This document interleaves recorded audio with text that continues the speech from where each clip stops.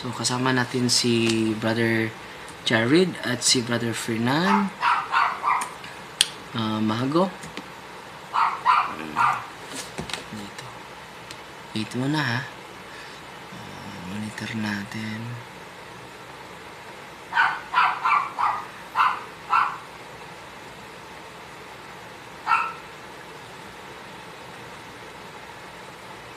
Naka-live sila. Live sila ngayon. So, double live tayo. Okay, double live kami ngayon, mga kapatid. Kasama ko yung mga bagitong mga kapatid natin, si Brother Fernan, Brother John Fernan. Bro, pakilala ka bro. Ako po si John Fernan po. Mago. Mago po. Isang handog. Andun po sa INC. INC. Pero ngayon, Aanib na po sa... aanib. Sa Catholic Bakit Church. aanib ka bro? Anong rason? Para po alamin yung yung Hmm. mga tunay na aral sa Catholic Church. Pero yung mga magulang mo, anong sabi nila? Hindi po sila agree. Hindi sila agree. Opo. So, yung tatay at nanay mo, iglesia pa rin? Opo. Nabigla sila. Opo. And then, kaibigan kayo. So, lagi mo itong in-evangelize. Opo, kanina po, may mga katanong siya. Ah, Nasagot po natin sa katulong ng Diyos. amen. Pero, kasama natin mga kapatid, live tayo sa YouTube at Facebook ngayon. Ang pagbisita natin sa... Pero pangatlo, sana si... Anong pangalan mo? Si Bro Erin tsaka si kapatid ni JB. So, apat. Pero hindi lang tayo magmadali dahil ganun talaga. Mabigat pa sa kanila yung natutunan nila ng dati. Pero ikaw yung nag-evangelize sa kanila. Opo, kumbaga ako po yung naging mentor nila sa Iglesia ng Diyos kay Cristo Jesus. Pero naging kaanib ka din sa Iglesia ni Cristo. Opo, naanib 13 years old. Pero ilang taon ka na ngayon? na po, 17. Ang bata pa. So, yan ang mga edad ko nung una nung nagsimula ako sa evangelization. Lapit din ako maging Baptist. Pero ano yung rason bro na mabigat? Bakit napagdesisyonan mo, bunga sa pagdasal mo, na babalik sa simbahan? Kikita ko, grabe yung gift mo sa kita ko yung mga mo, nakipagdebate ka ni Imam Rashid. Anong topic nito? Christology po. Christology. At marami mong mga ka-dialogue, no? Si Brother Dinmar, masabilista. Hilig talaga itong batang ito pag diskusyon, no? So, ilang taon ka na nagsimula sa diskusyon, bro? Sa iba't ibang sekta? Siguro po nung start nung naanib ako sa INC. Sa INC. Grade 6 po ako noon. Bale, sinusulat ko po yung mga talata. Tapos, binabato ko nung binabato sa mga kaklase ko. Pero, nung nakinig ka ni Soriano, naging ka din? Naging... Dating daan. Dating daan. So, idol na idol mo sa Soriano, ha? At, yung mga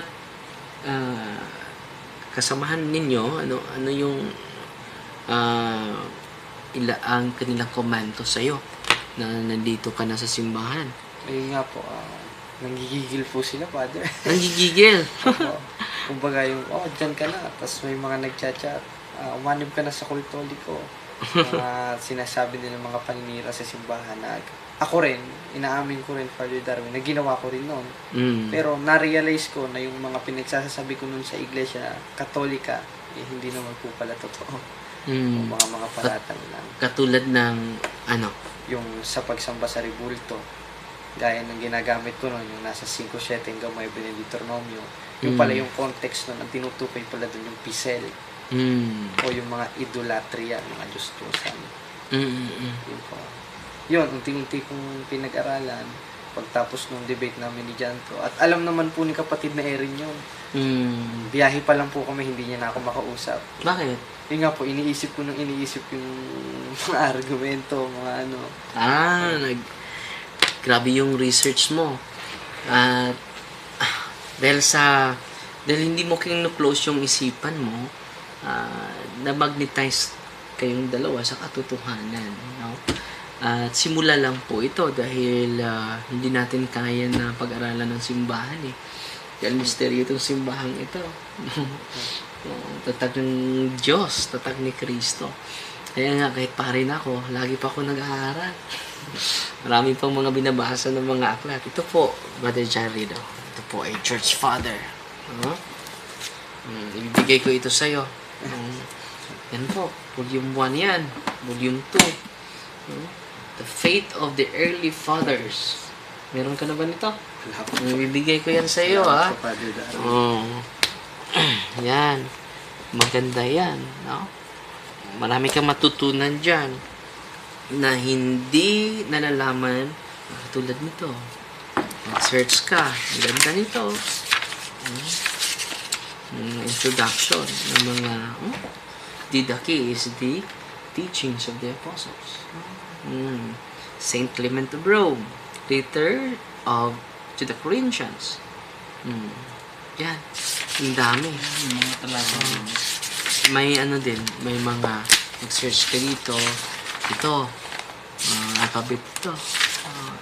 Search ka ng mga Passover. Example, Passover. Nandyan. Yan. Lukit mo yan. Dito ka magsisearch about marriage, mixed marriage, nandyan. Matrimony. Yung mga doktrina dito. Ang dami. Idolatry. Nandyan. Ano ba yung kahulugan ng idolatry by the church fathers? Ang dami nito, bro. Marami kang matutunan dito. Hindi mo kaya mapag-aralan ng aralan sa simbahan, di ba? Yung confession. Ito yung mga doctrinal bro. Hope, charity, sin, personal sin, actual grace. Ang dami. Galing yan sa mga church fathers, ha? Maintindihan mo yung Biblia sa kanilang mga sulat. Example, ito, angels and demons, man, virtues, divine watchfulness, faith, about perseverance. Dito is doctrinal justification, merit, Mary, sacraments. Ang dami. Mga church fathers. Eucharist. Ang dami. Eschatology. Ang dami, no? Hell and punishment, heaven and blessedness, general judgment, purgatory, dito. Hindi po pala lahat. Ang dami, oh. Volume 1 pa yan. Volume 2 ito. Yan. The faith of the early fathers. And then, masa ka ng Biblia, wide na yung horizon mo. So, kung mag-search ka nandyan, no? Yan sa, pero bibigyan kita ng CCC, sabihin mo ni Brother John, dahil may CC pa tayo doon. Catechism of the Catholic Church of the text. Di ba? Kaya nga kung gubasa ako, babasahin ng buo. And then with the marami sanang, bakit ba humihina? Wala namang mas mabuti dun sa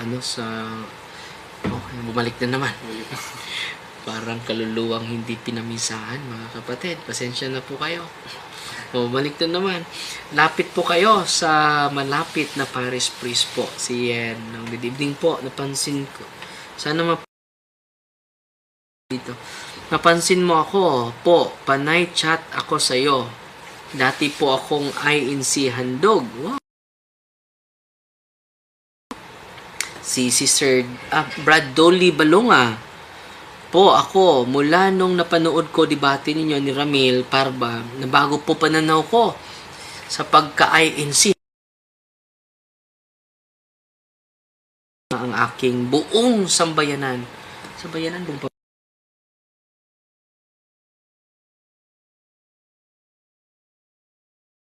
magkatoliko pero hindi ko alam kung paano kasi mulat sa pool INC po ako. Sana mapansin nyo ako at sa mga kasamahan mo na CFD. O napansin na kita, bro.